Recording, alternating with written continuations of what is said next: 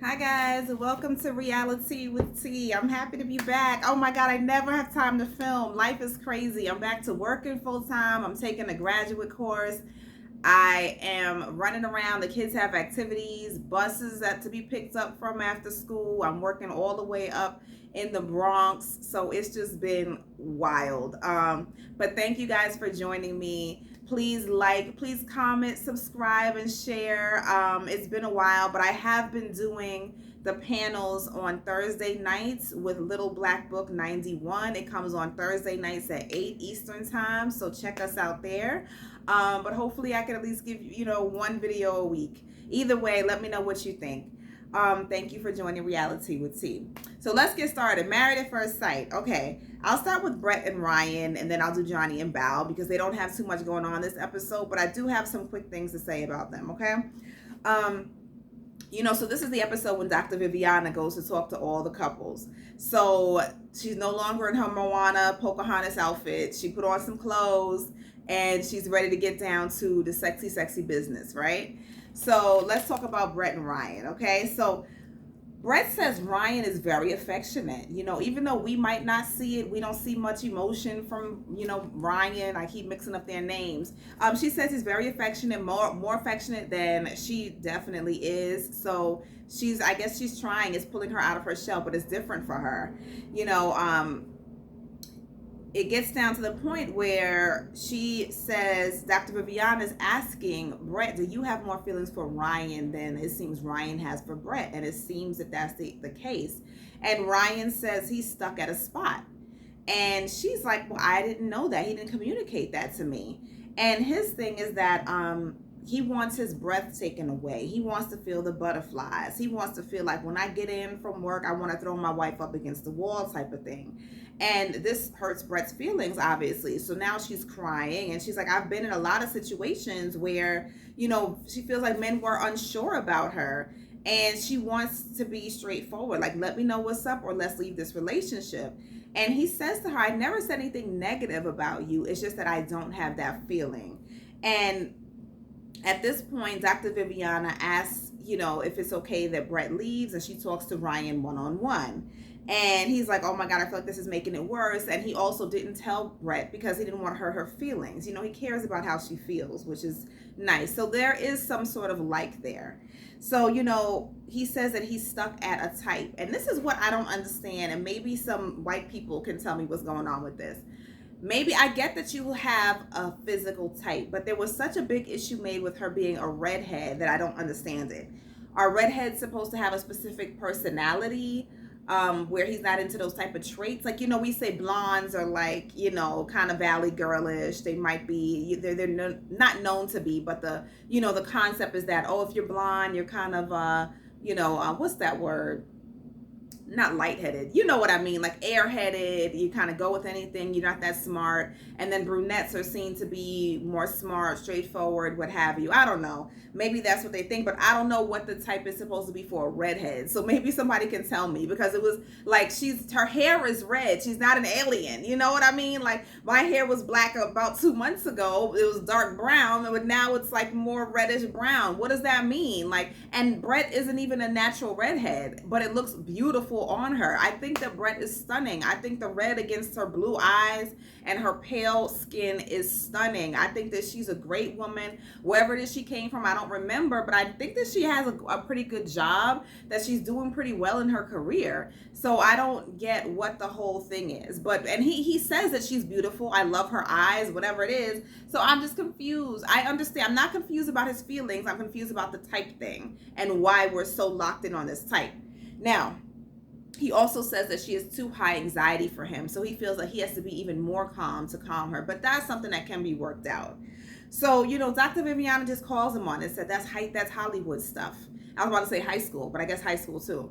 It's Hollywood stuff to think that you're always going to have these butterflies and this like flighty feeling whenever you see your wife. And it's true. So this is what I say about he and Johnny, who say, oh, she's not sexy, she doesn't turn me on, she doesn't elude sex, the whole thing.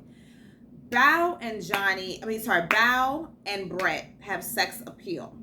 They are not the women that walk down the street and elude sex. You know what I mean? Those women that all the guys turn their head, and the kind of woman that they might say, I just want to bone them. They might not want to wife them, but those women that just everything they say, their movements, everything they do, just like they're dripping sex.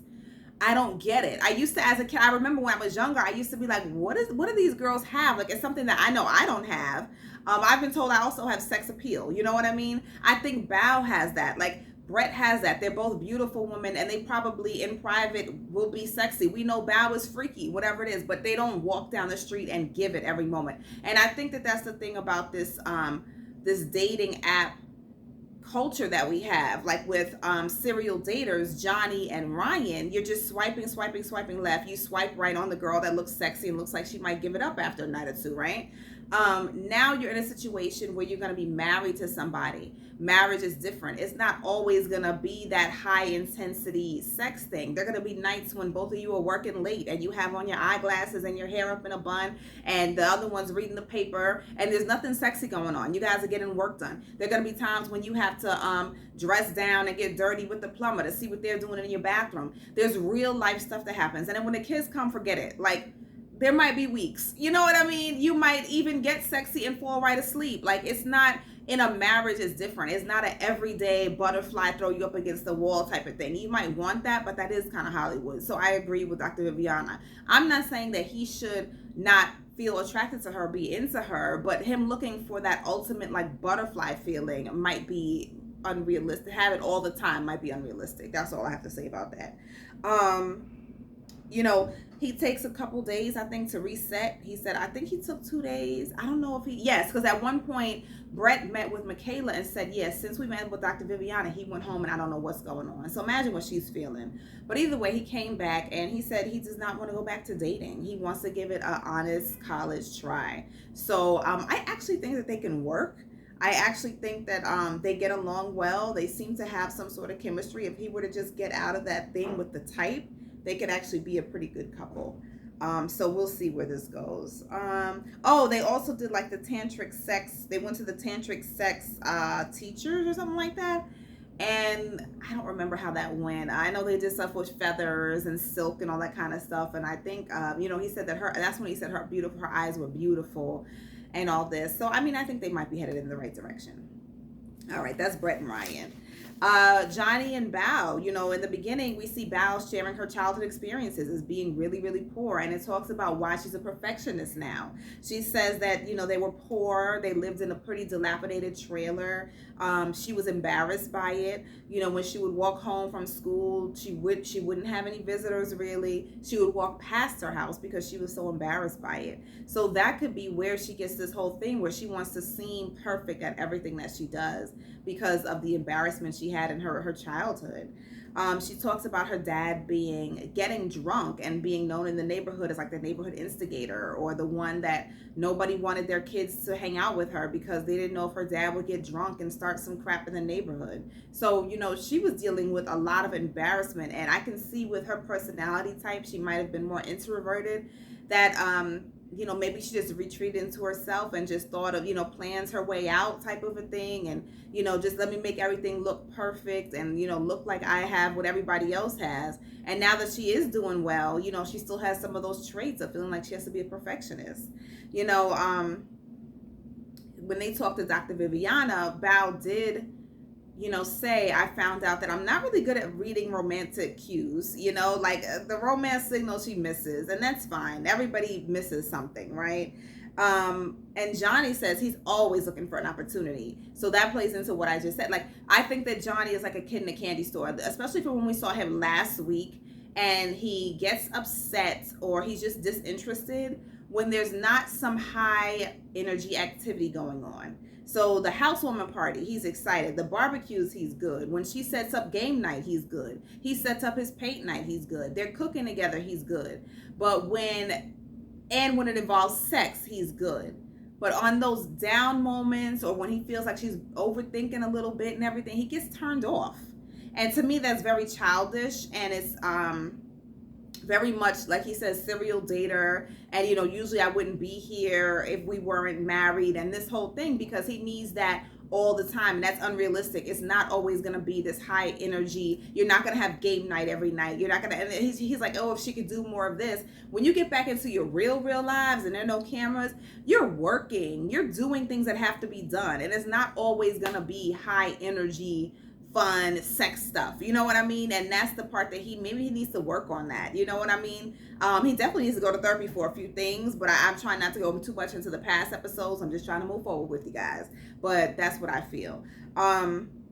He talks about how he likes vanilla sex, which is interesting because he supposedly learned about sex from this Hanoi stuff, which is like an Asian cartoon that, like, I think it talks about like freaky stuff, bondage, submission, all this kind of stuff, but he likes vanilla sex. But then when he said it, and of course they have the music go dun dun dun, Bao was like, I think this is cool for now, but we're gonna need to spice it up a little bit. We're gonna have to have a little bit more variety. So it's surprising. I don't know, some of the things that Johnny says kind of contradicts itself. You know what I mean? Like, you're excited to just have this one type of sex all the time, like, but then he usually gets bored pretty easily with the mundane stuff that happens in life, but you want to have vanilla sex all the time.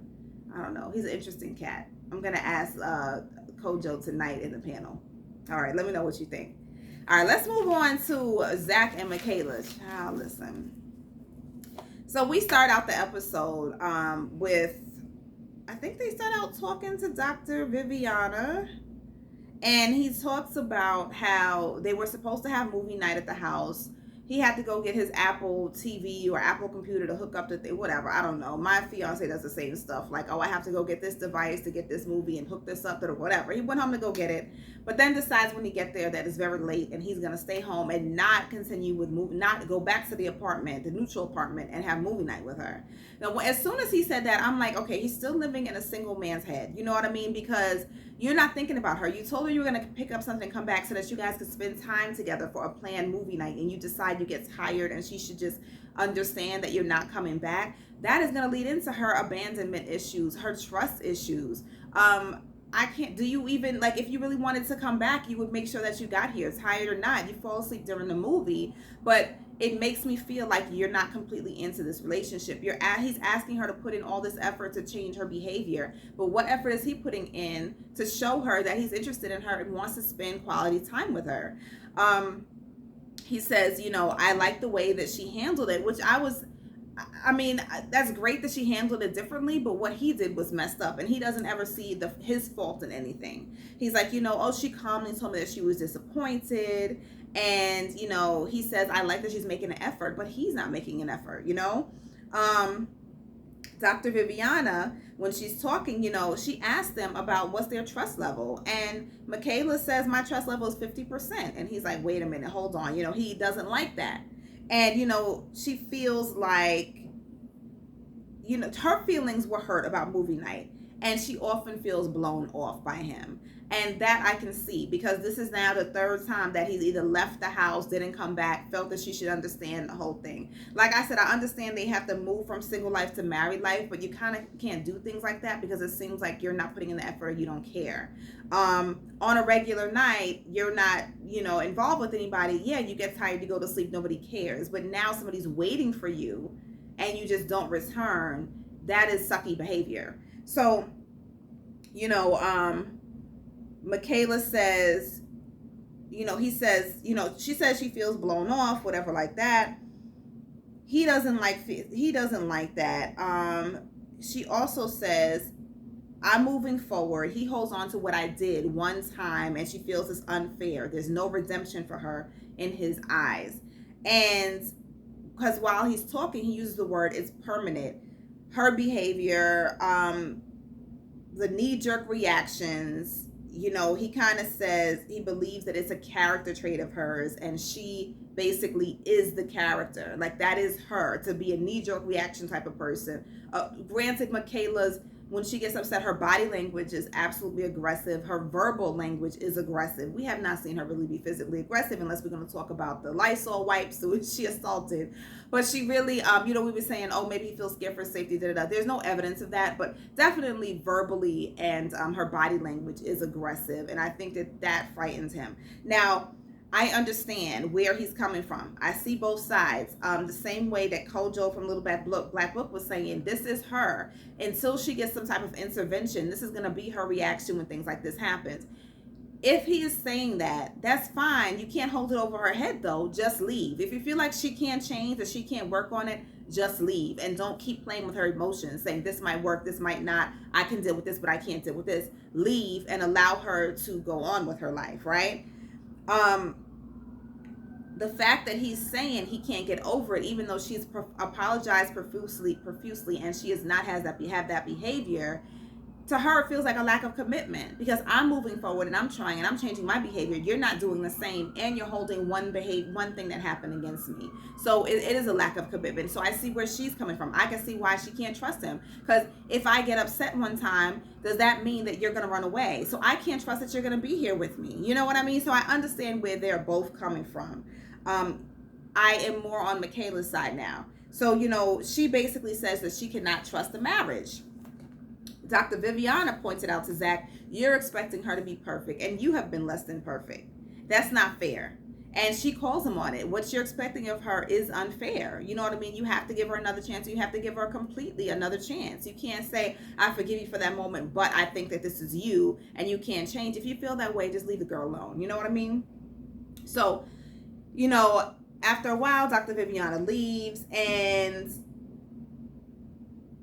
he kind of breaks down. He gets to the point where he gets up, goes to the table, he breaks down. He says he cannot handle, I feel like he cannot handle feeling like he is not perfect. This whole time, he's been used to blaming the other women in his relationship. Now it was easy to blame Michaela because she was, we're able to observe what's going on. We haven't observed too much of Zach's behavior, but we have been able to see a lot of Michaela's behavior. So it was easy for him to point the finger at her and keep her being the scapegoat, right? But now that it's turned on him, and it's like, your behavior isn't perfect. You shouldn't do these things. You shouldn't leave her abandoned. You should communicate with her. Don't disappoint her, the whole thing. He can't deal with that. He can't deal with thinking that he is not perfect. He wanted this to be the perfect marriage. Perfect marriage. He felt that he was doing everything he could do. So now to hear that he is messing up, he can't handle it. He seems very anxiety stricken. He's crying. He said, I don't want to deal with it. I can't deal with it. He said 3 times, this is literally killing me.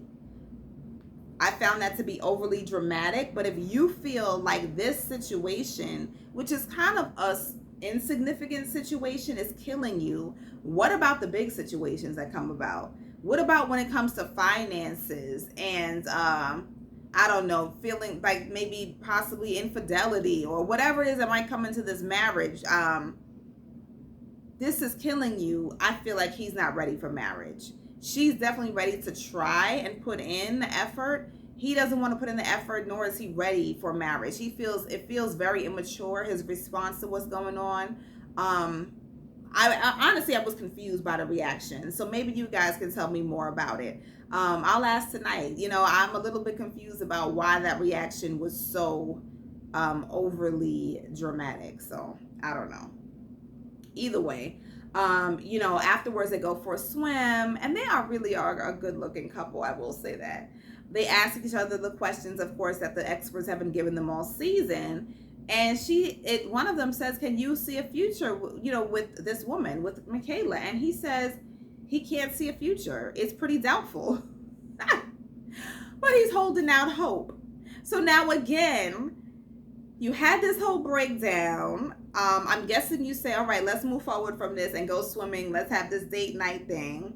And then you say, I don't think that there's a future. So why are you with her? Why are you still doing this? Why are you still creating date nights? If there's no future, leave her alone. Stop, hitting her with the yo-yo, with the emotions. Like, it's not fair to her. And again, she's disappointed. And of course she can't trust you, because 1 minute your actions do not align with your words. You know what I mean? Your actions are, oh, I'm sorry for this. I'm going to do a date night. I want to treat you. I'm trying to romance you, the whole thing. But then you don't see a future in this. Why do that?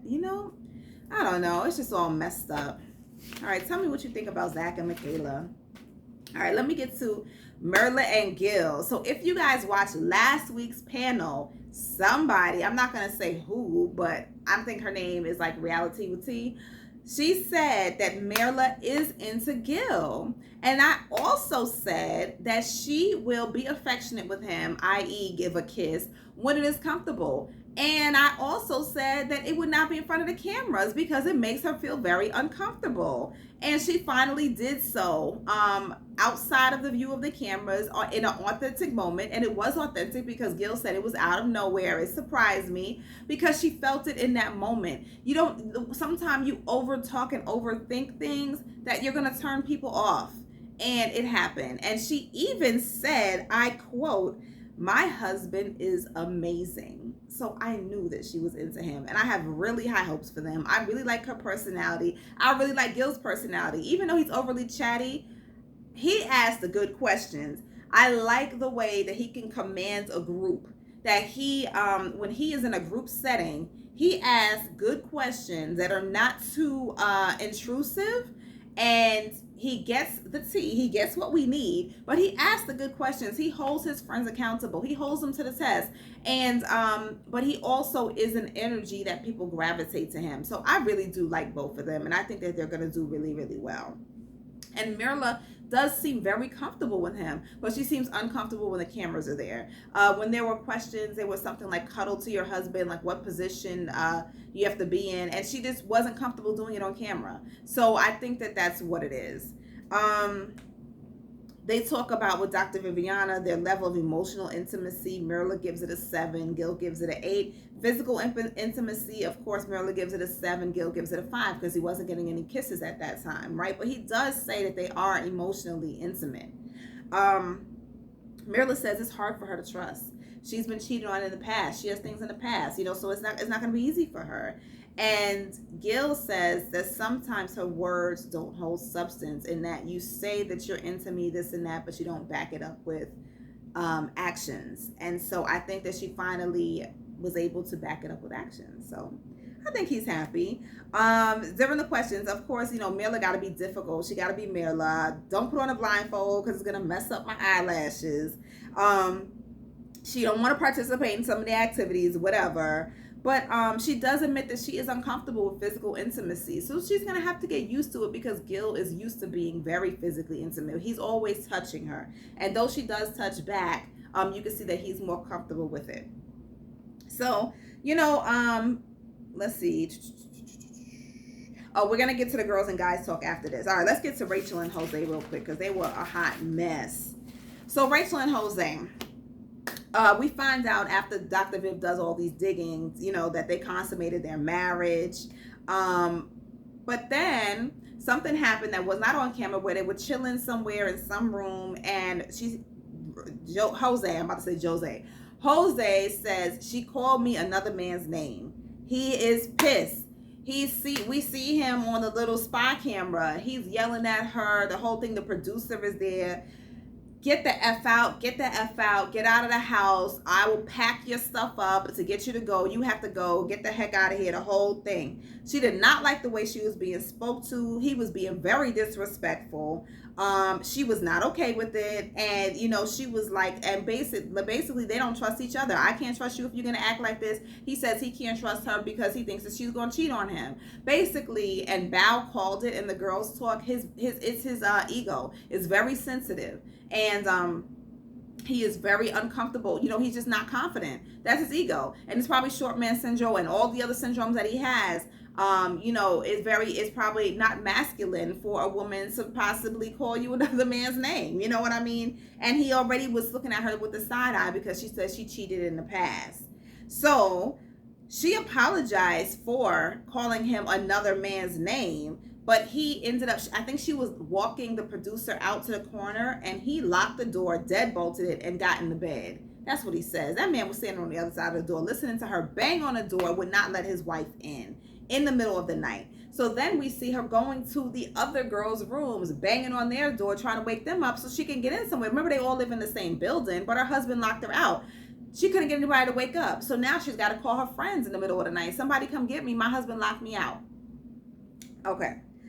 She told him, I think it was the next day, with the producer sitting there, she was like, I cannot be your wife.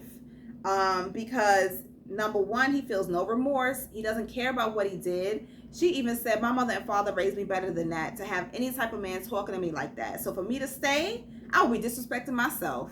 I said, you go ahead, girl, because you don't need all that crap. You know what I mean? He just says, okay.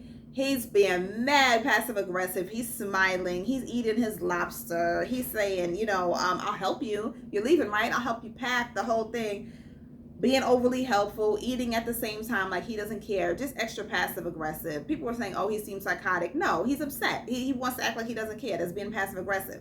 But I will say this. We've been saying that Jose has been very, like, some of his mannerisms are feminine. I never seen him look more masculine than when he was mad that morning. Child, I was like, look at Jose, excuse me. When Rachel was going to pack her stuff, she's talking to producer. She said, listen, my typical behavior is that I leave and I don't say things I need to say and I regret it. So she goes back out to him. She says, listen, I want to tell you this, and I do need you to stop with the petty BS behavior and give me some eye contact, okay? Because, he's doing the whole thing like, I don't see you, blah, blah, blah. He's mad petty. I never heard a guy say that he would help a woman pack her bags and leave. Like, that just seemed real whatever, but okay. She reads the letter that she wrote to her. I guess she just wrote it, like, probably in her notes. But she wrote it 2 weeks ago. And basically she said, you're trying to control my bank accounts. You're trying to control what trips I take. You're trying to control this, and that. And I found all this stuff controlling. And this is something that she wrote to herself that she never told him. Now he says, it's not fair that you never told me this. If you felt this way, why did you never tell me that? I can agree with him on that point. And but she says, listen, I'm telling you now, and you never take accountability for any of your behavior and your actions. So because of that, we cannot be together. And I'm thinking that she packed her stuff and she left. So now, and I'm like, bravo, Rachel. Now the guys talk together, right? All the guys meet up for golf. And Jose tells the story. And the way he tells it, he leaves out all of that behavior. Get the F out. I'm going to pack up your stuff, leave. That he locked her out, the whole thing. He just tells, she calls me another man's name. And then she decided to pack up and leave. Now, Gil, this is where Gil comes in the clutch, right? Gil is like, listen, something's missing. You missing some details here. She did not call you another man's name and then talk about divorce. Something happened in between. You're not giving us. Then he gives a little bit. I locked the door and I went to sleep because, I secure my property every night and I go to sleep. Gil is like, wait a minute. You secure your property, but you don't deadbolt the lock when your wife is not in the house. Did you even call her to see if she was coming back? Wasn't she just walking somebody out and you went to sleep? Nah, that ain't right. You shouldn't have done that.